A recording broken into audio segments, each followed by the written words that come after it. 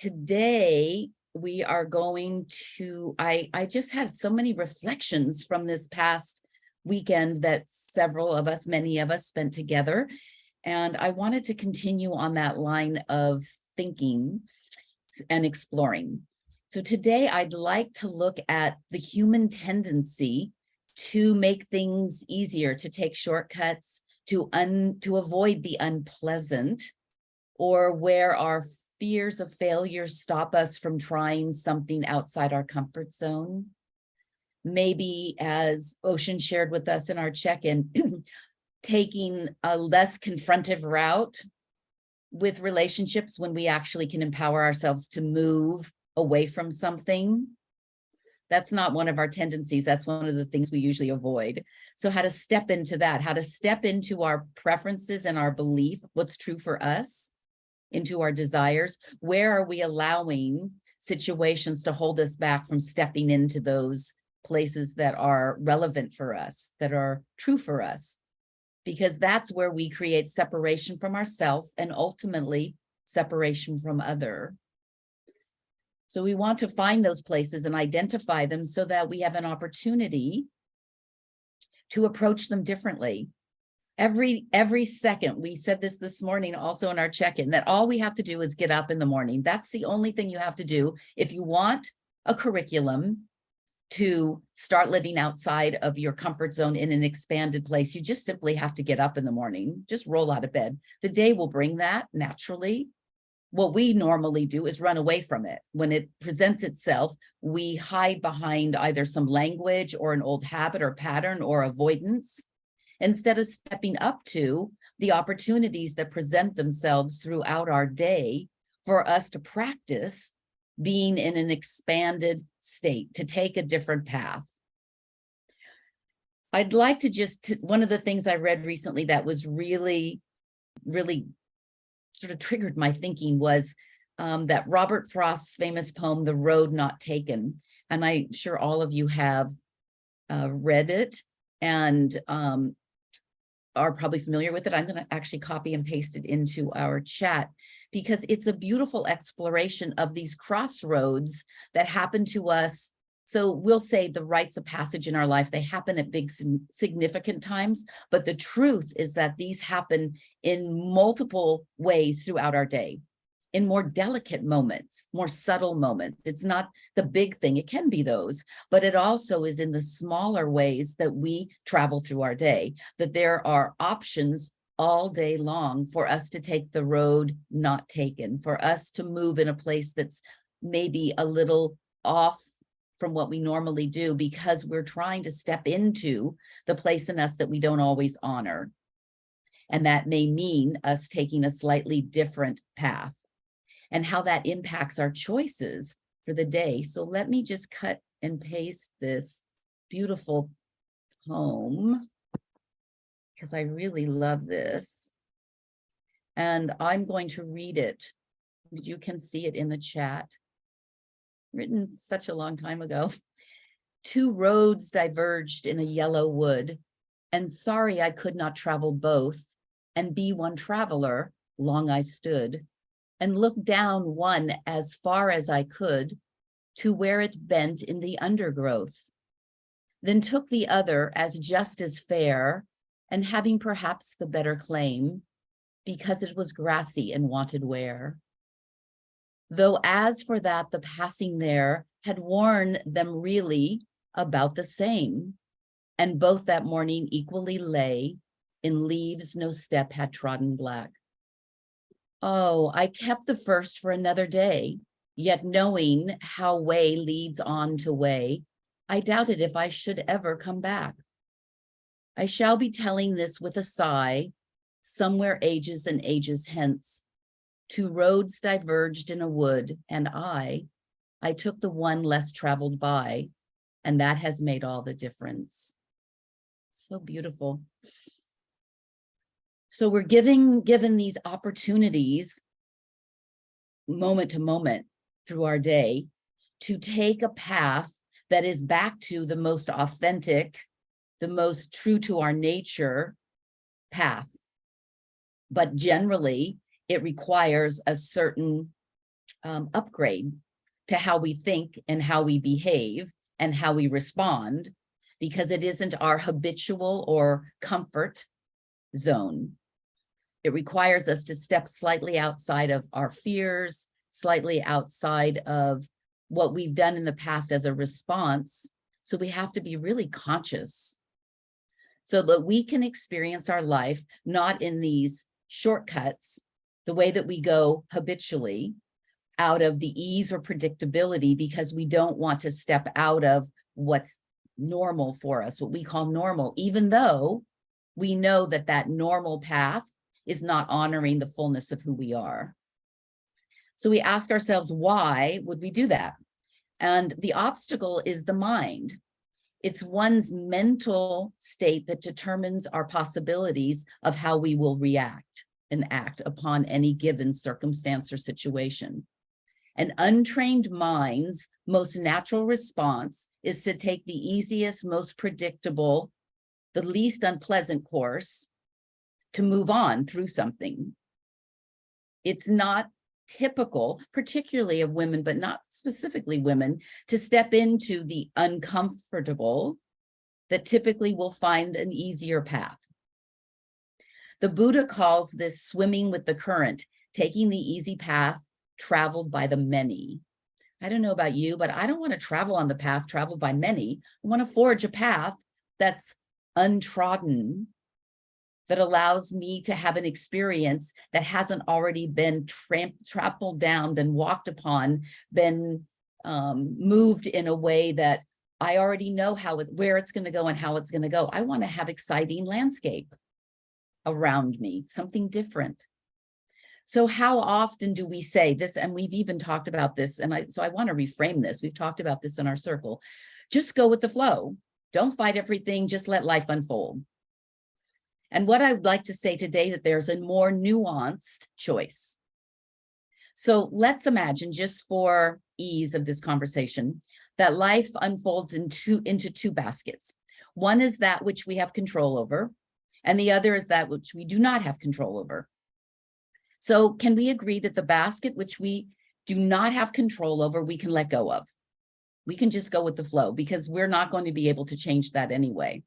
And we can take up the other basket with the task of training our mind to elevate itself to a higher vibration, a higher calling, into our more authentic self, to align with our highest self, even when it looks more unfamiliar, uncomfortable, more difficult, to not slide back into the comfortable simply because that's of ease, that we want to be out of that. We want to push ourselves. Jean Houston said it so beautifully. I just read this quote recently. We all have the extraordinary. We all have the extraordinary coded within us, waiting to be released. I'm going to copy and paste this because this is such a beautiful quote. We all have the extraordinary coded within us, waiting to be released. When are we going to release it? What are we waiting for? What are we waiting for? Okay, let's see how I get to that. All right, well, I'm going to cut and paste it in a moment. I see like I'm at the bottom of my chat. I don't know what that's doing. We'll get back to that. We all have the extraordinary, the extraordinary, not the ordinary, coded within us, waiting to be released. We have the potential, the capacity, the inspiration to rise to a higher consciousness and a higher conscious being, where we are actually seeing every situation and opportunity as something for us to use as a tool to expand. It comes from a compassionate heart. This space that I'm talking about is not from our mind. This is why we train our minds to stop meddling in everything that we do, to think through something before it even happens and already apply a certain outcome. So then we have a behavior that matches to it, because we already think we know what's going to happen. So we want to come from our heart space instead of our head space. When we use the compassionate heart, we recognize that our own personal experiences, our own vulnerabilities, our own failures, and our own fears are the sustenance, the food for our compassionate heart. We're feeding our compassionate heart by being in the places where we're vulnerable, the places where we're uncertain. These aren't the places to escape from. They're the places to move through. And we begin in this place, we begin to have an awareness of the broken hearts of those around us. So you start to be in this empathetic, compassionate way where you feel not only your experience, but your families and your communities and the world. And this is happening to us. So, I mean, in this last week, this is another whole talk for us. It's extraordinary, the amount of pain that has come in this last week to humanity.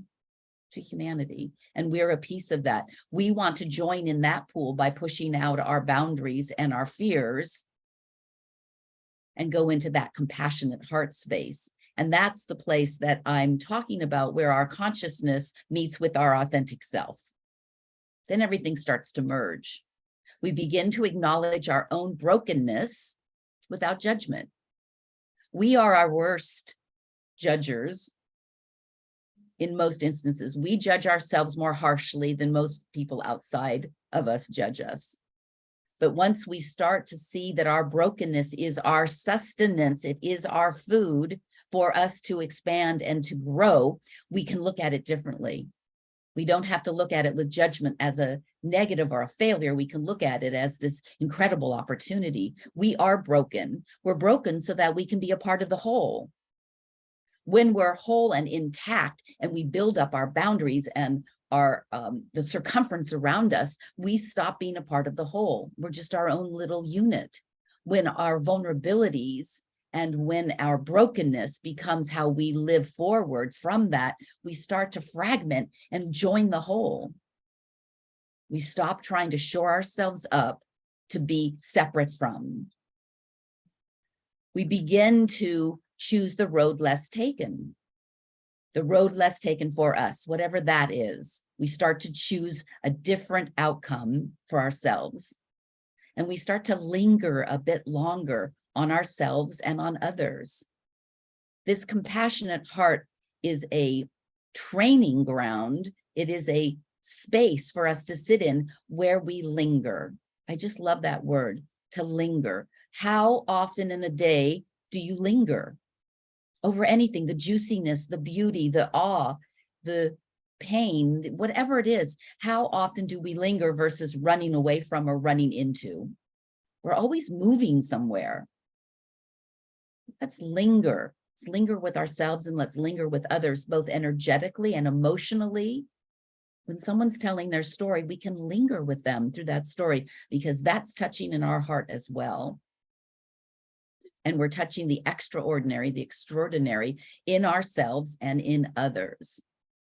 So what we want to do is to train our minds to be in unfailing awareness and consciousness of the human condition.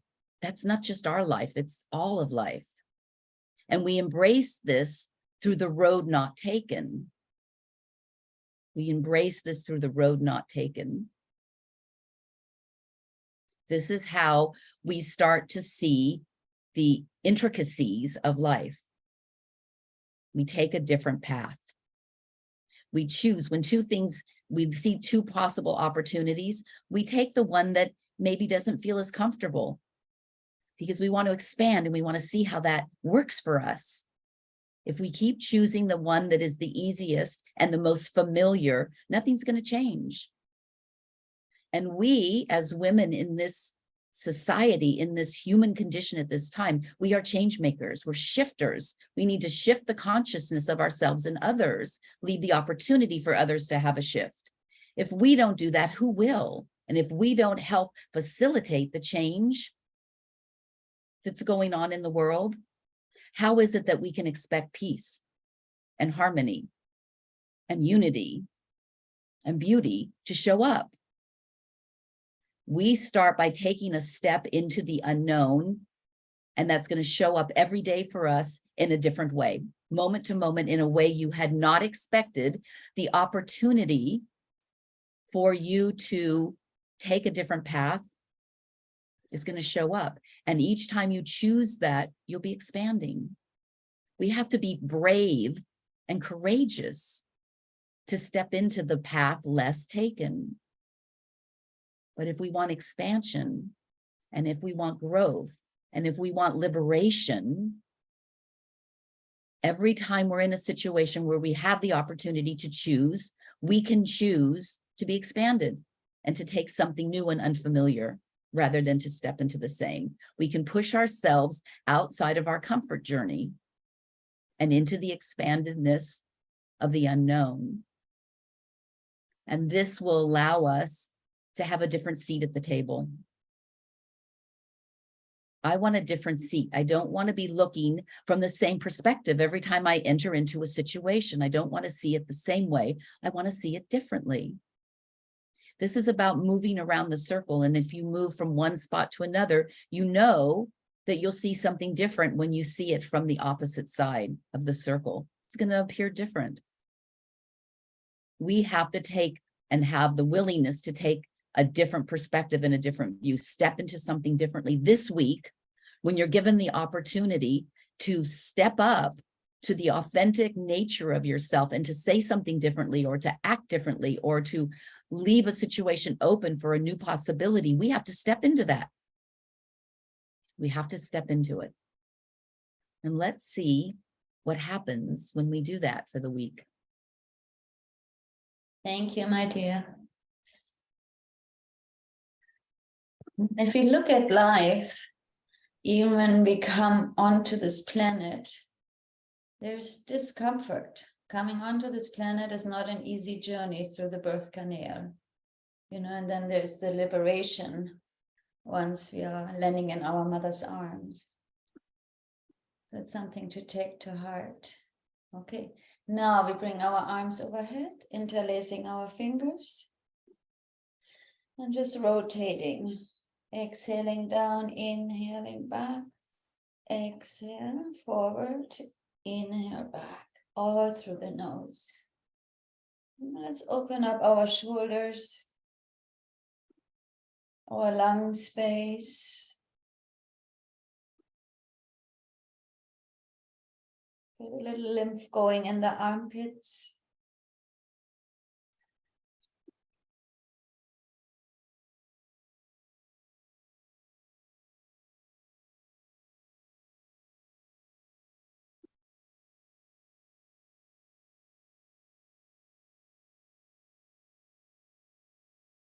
Let's reverse the direction.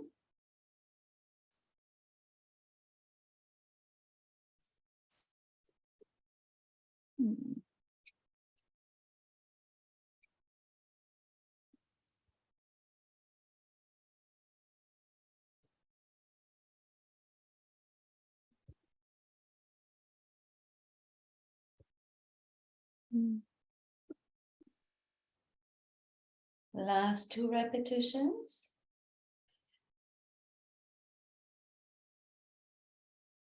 Then we rest our interlaced fingers on top of our head. We inhale left, exhale right.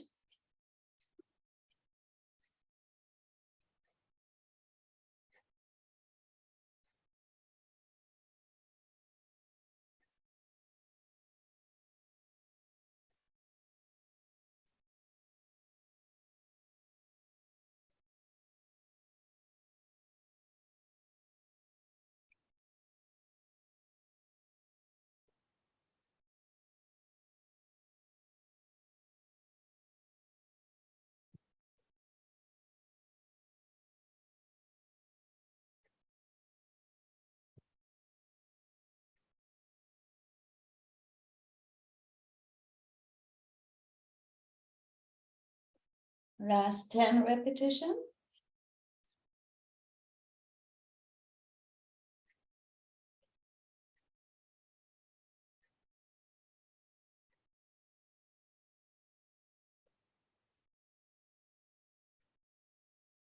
Then we come to center, our fingers sliding in front of our shoulders, thumb into the back. Inhale to the left, exhale right. You can sit cross-legged or on your heels, on your chair.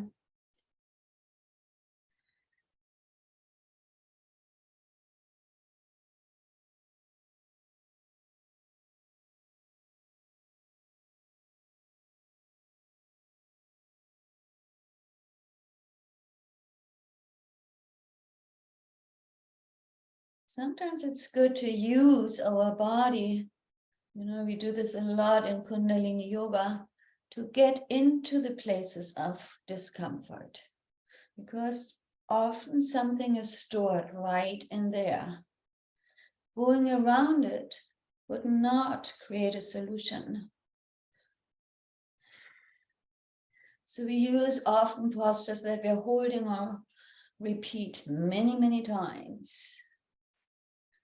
And then we can watch our little mind getting so annoyed because we feel the pain that we actually created ourselves in our physical body. So then we blame the yoga instead of seeing, wow, there is a blockage. There's something where I may be in denial, haven't looked at, you know. So, but if we face it and we move through it, that's when we come to the place Nirmala was speaking about. That's where the liberation is.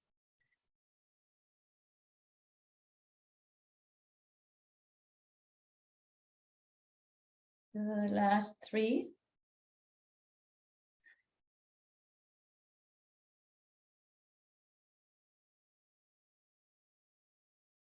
Come to center, rest your hands onto your knees or thighs.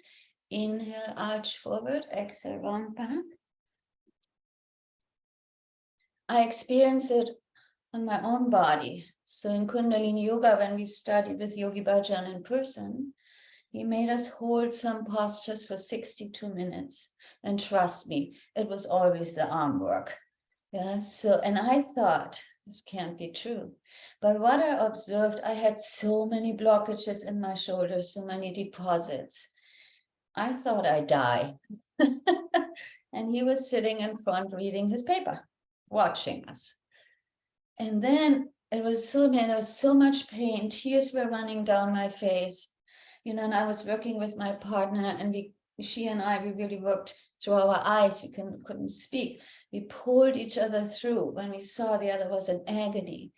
And then there was this moment where I felt how I broke through the discomfort, and it never came back.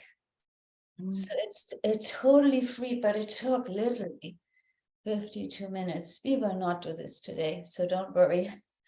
But I want you to know, if you stay with it, and that was the metaphor for me, if I stay with it and not give up, something is the unexpected is really happening, and I could feel it. It was amazing. It was an amazing moment.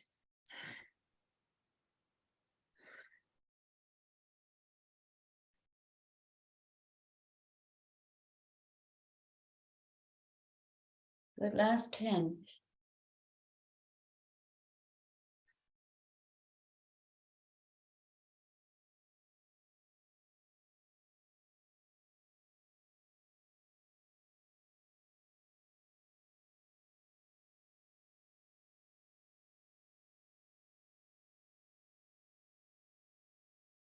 Inhale, come to center, and just bring your chin to your chest, right ear, right shoulder, left ear, left shoulder. Just rotate, free the space around your neck. Yeah, a lot of calcium deposits. So it's good to do this every day. Reverse the direction.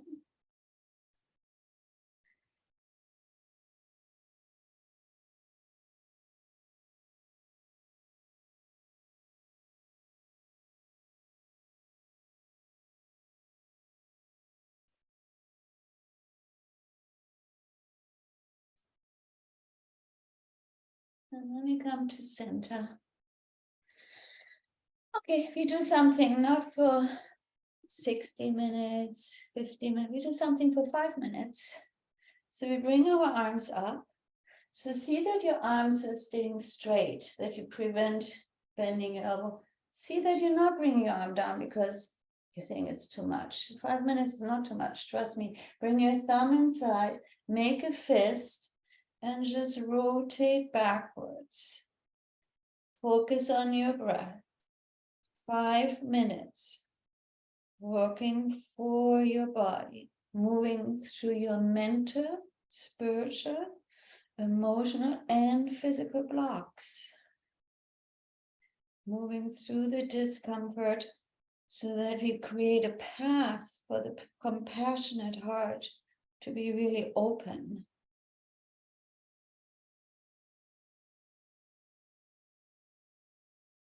And while you're in this posture, and it will get uncomfortable in a minute, or maybe two, maybe earlier, think of something that you savor. You know, some memories, something very beautiful in your past, and feel into it, see what were the words spoken. You know, really savor a moment. Bring all your senses into it.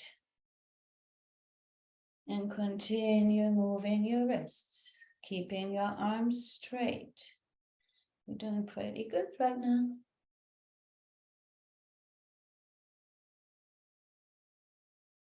Working on your willpower.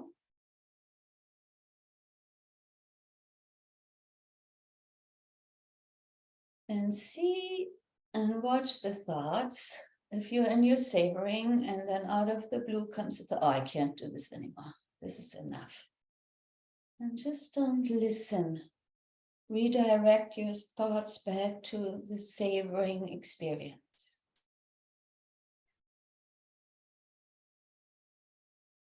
We're working intensely our lung meridian right now. We strengthen it.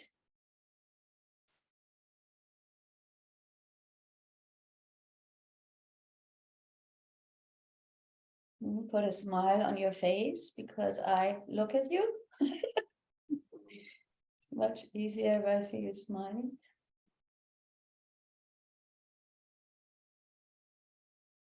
Good. Just keep up. Have the mantra, I'm keeping up. Savor memory. And just move through it.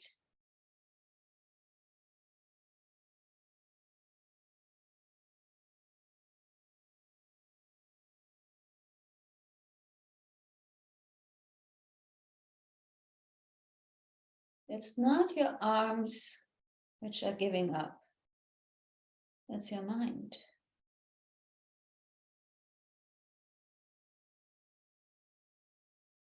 We have 1 more minute to go. We can do this.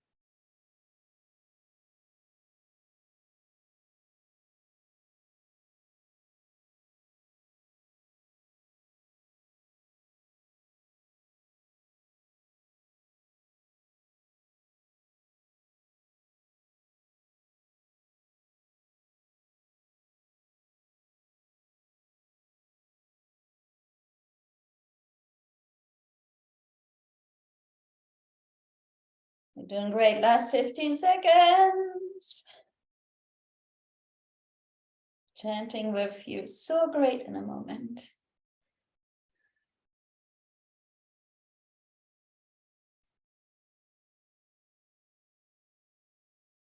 Good. Inhale, bring your arms even higher. Exhale and shake them out. Exhale through your open mouth. Inhale, nose. Let the shoulders dance.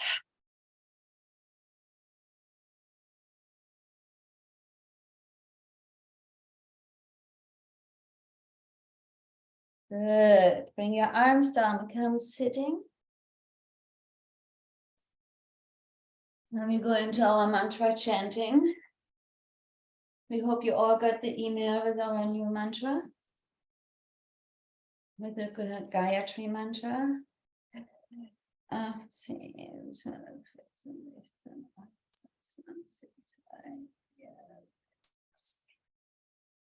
But find a mudra of your choice.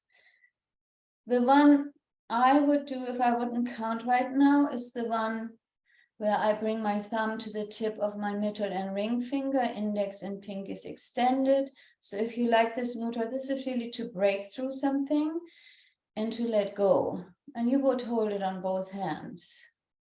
And just rest it. Thumb to the middle of So the tip of your middle and ring finger, pinky and index fingers are extended. The back of your hand touches the knee.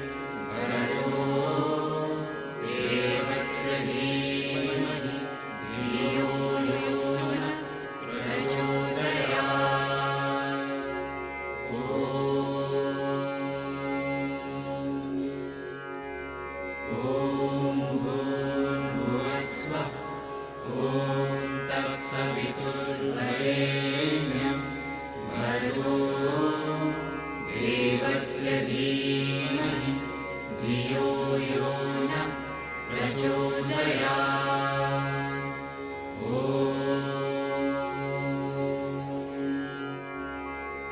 ॐ भूर्भुवस्सुः ॐ तत्सवितुर्वरेण्यं भर्गो देवस्य धीमहि धियो यो नः प्रचोदयात्।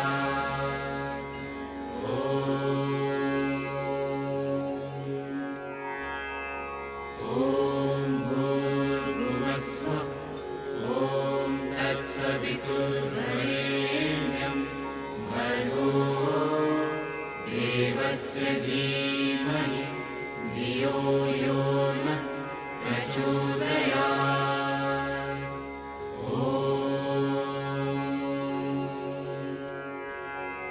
ॐ भूर्भुवस्सुः ॐ तत्सवितुर्वरेण्यं भर्गो देवस्य धीमहि धियो यो नः प्रचोदयात्।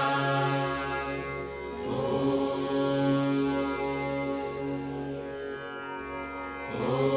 भूर्भुवस्सुः ॐ तत्सवितुर्वरेण्यं भर्गो देवस्य धीमहि धियो यो नः प्रचोदयात्।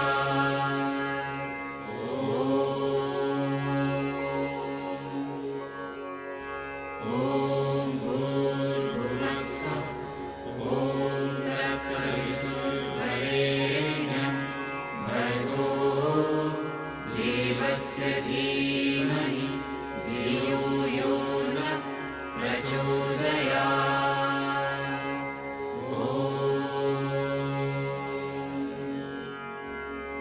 ॐ भूर्भुवस्सुः ॐ तत्सवितुर्वरेण्यं भर्गो देवस्य धीमहि धियो यो नः प्रचोदयात्।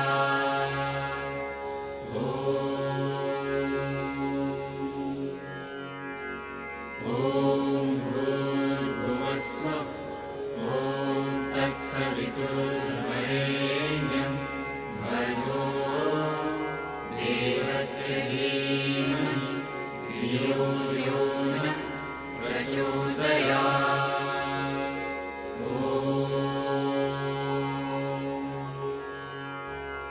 ॐ भूर्भुवस्सुः ॐ तत्सवितुर्वरेण्यं भर्गो देवस्य धीमहि धियो यो नः प्रचोदयात्।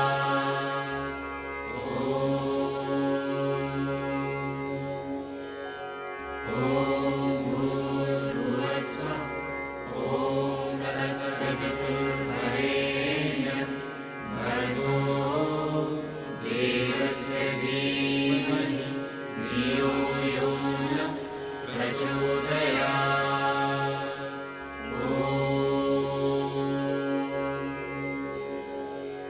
ॐ भूर्भुवस्सुः ॐ तत्सवितुर्वरेण्यं भर्गो देवस्य धीमहि धियो यो नः प्रचोदयात्।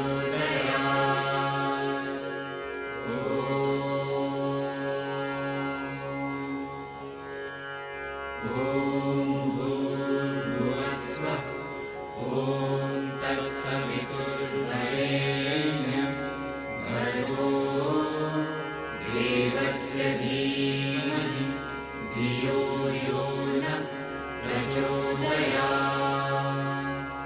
ॐ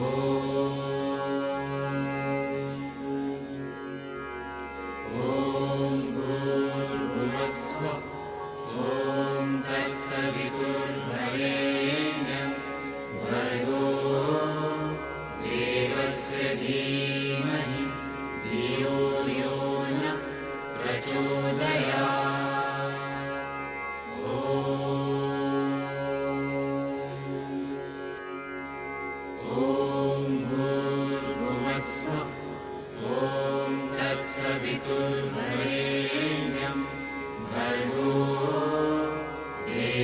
तस्य धीमहि धियो यो नः प्रचोदयात्।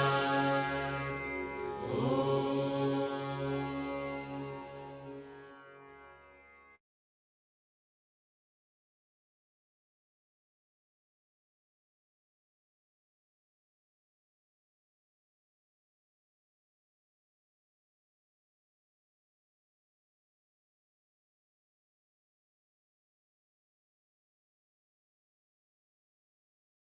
We bring our hands into prayer pose.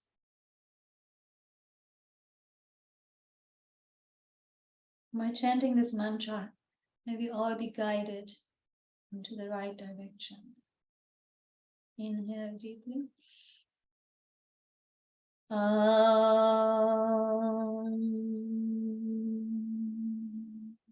Shanti, Shanti, Shanti.